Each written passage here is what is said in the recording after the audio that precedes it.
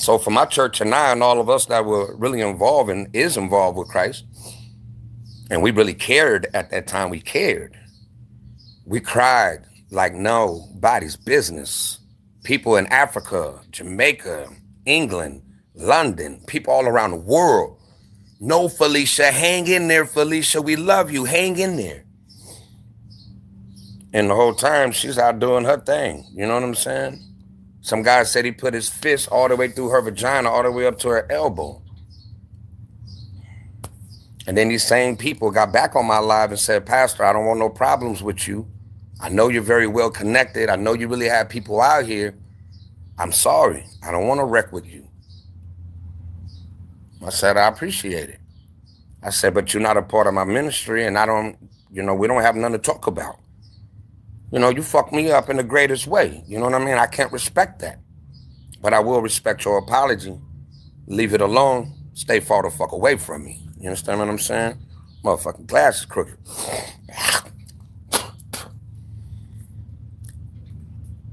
You realize that you have the power of separation.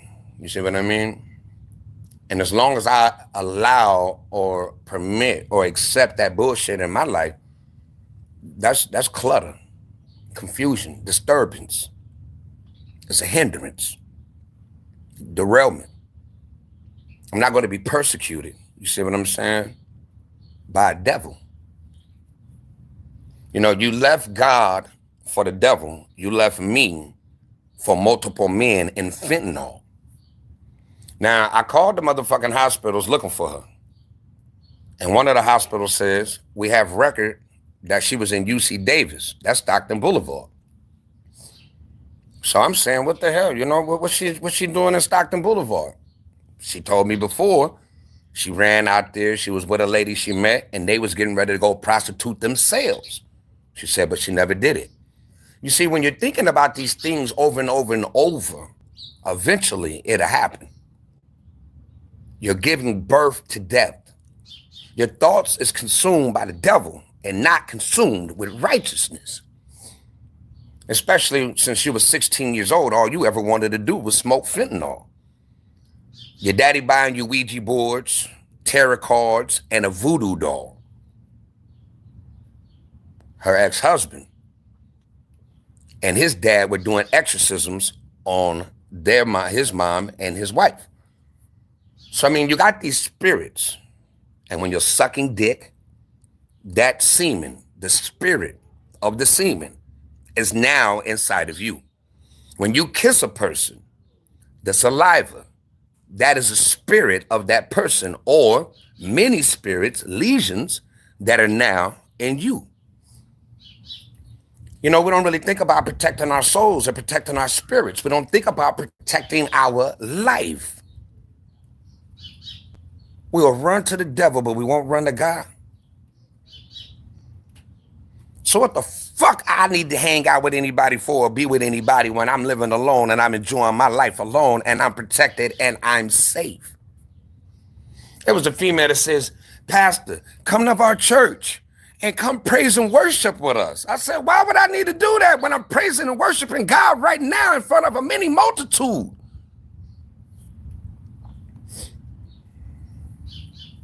People get mad and upset and want to call you a devil, but all they're doing is talking about themselves. I don't have a woman. I don't have a wife. I'm single, married to God, and it's going to stay that way for a long time.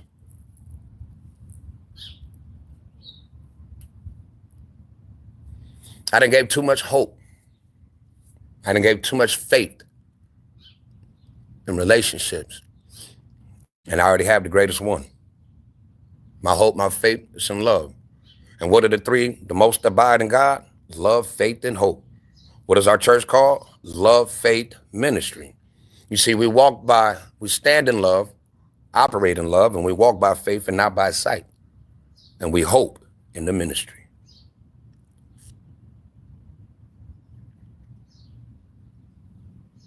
Some of the hardest things in life is to say goodbye. Sometimes the hardest thing to ever do in life is to turn your back. It didn't mean I turned my heart. If Felicia's dead or alive, what the fuck that mean to me? Nothing. I remember when she told me, she says, when the one person in the world loves you the most doesn't want you anymore, she said, that hurts, that's scary. Well, she lost the number one motherfucker in the world that truly loved her more than anything in this world.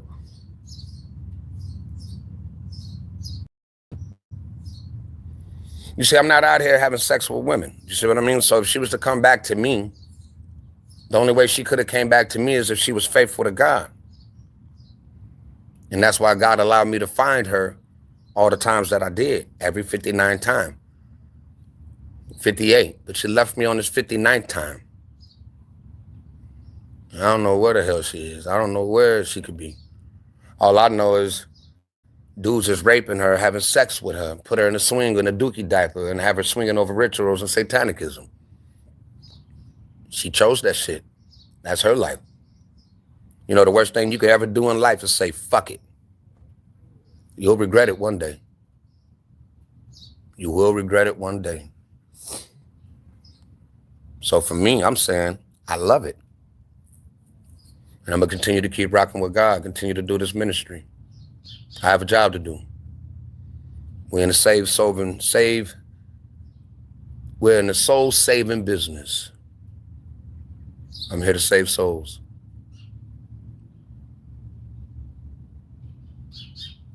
I'll serve you, but I ain't gonna lay with you. So for the rest of Felicia's life, if she's alive, but in my heart, she's dead. And I'm not going to no funerals. And I don't need her people or anybody coming up to me saying she's really dead. I already know. You know, my little man Buckshot says, man, I don't know where you hear that from, but she's not dead. I don't care, young blood. I really don't. You know, people that really know me, they say when Pastor's really done, he's done.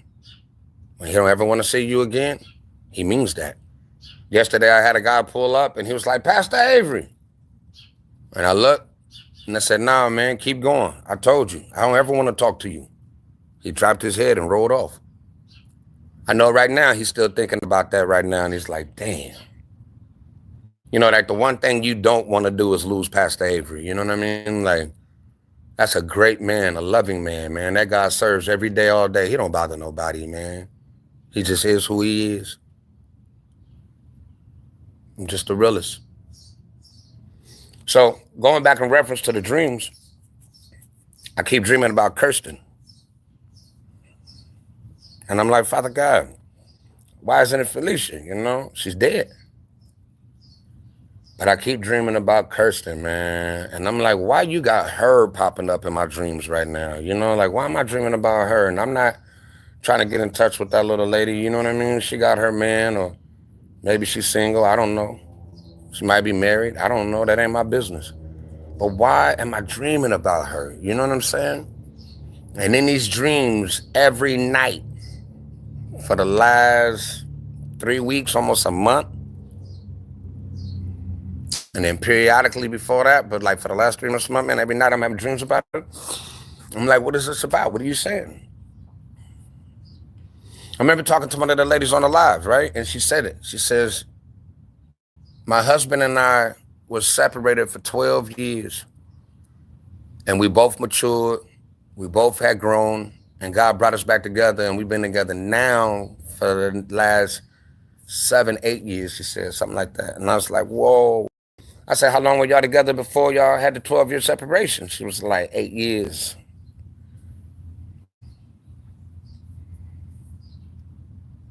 You know, you never know what God can do. We do not know. You know, God will restore relationships. He would change the person. My man said it last night. He was like, you know, you kept saying you got a new woman coming to you. And he said, I thought you was talking about Felicia. You know, like she changed her life. She's new. She's redeemed. She's a real woman of God. And she's coming back to you. And I said, no, I'm not talking about Felicia, man. I said, she's dead to me, man. I said, she's dead to me, bro. I said, I'm talking about a real brand new woman, somebody I never met before. He said, okay, Pastor. He said, I'm with you. Because so many people in my church is like, fuck her, man. Don't let her come back, Pastor. Don't let her come back. We don't want to see her back. So many people were saying that on the first Love Faith Ministry Live. Fuck her, man. We want our pastor back with his jewels, his jewelry, with all the rings, driving BMWs all through Frisco and Oakland, all through the Bay. We want our pastor back. We want the king back. Man, she stripped you. She raped you. She left you for dead. Fuck, she left me for dead.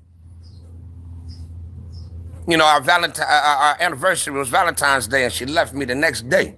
You know, I asked her, I said, look, if I sell this van right now, I'm going to be with you on the street. I said, but promise me you won't leave me on the street. I promise.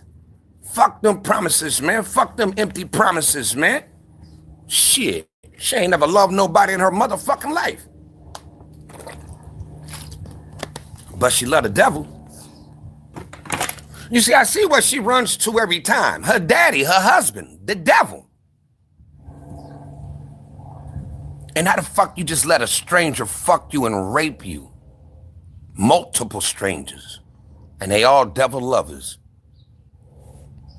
See, I don't respect that. I don't respect that. That's not just nasty to me. That's not just filth. That's fucking disgusting. It's sadistic. How fucking low can you go in a motherfucking world?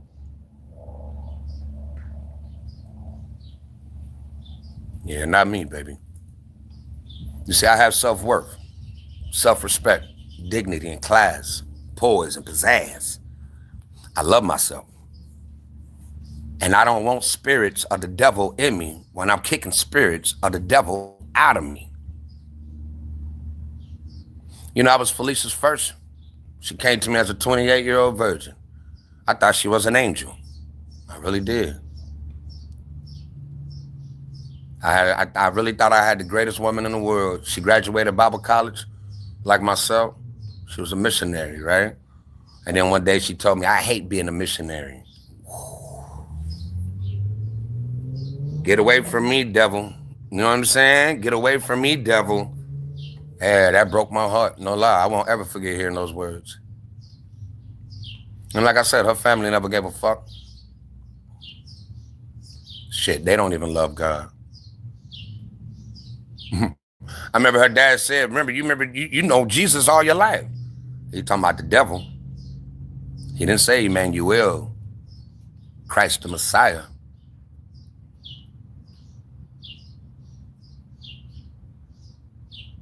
If she knew Christ all her life, she wouldn't be where she is. She'd be in this ministry, serving like she was. One of my sisters, Mimi, you know what I mean, from East Stoking. She was like, Pastor, I'm out there. Everybody know you in East Stoking. Everybody know you in the Bay. This and this and that. And I'm like, yeah, baby. And so we talking. And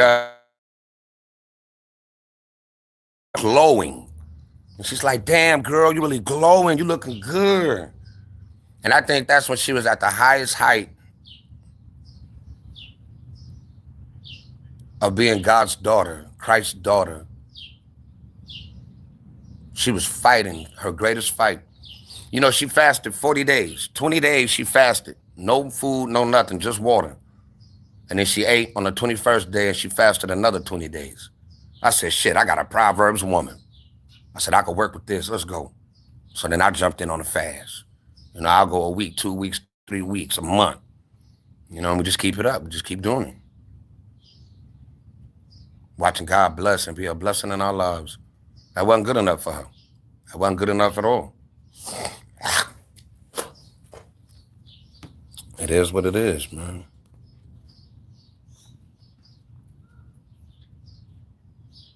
It is what it is.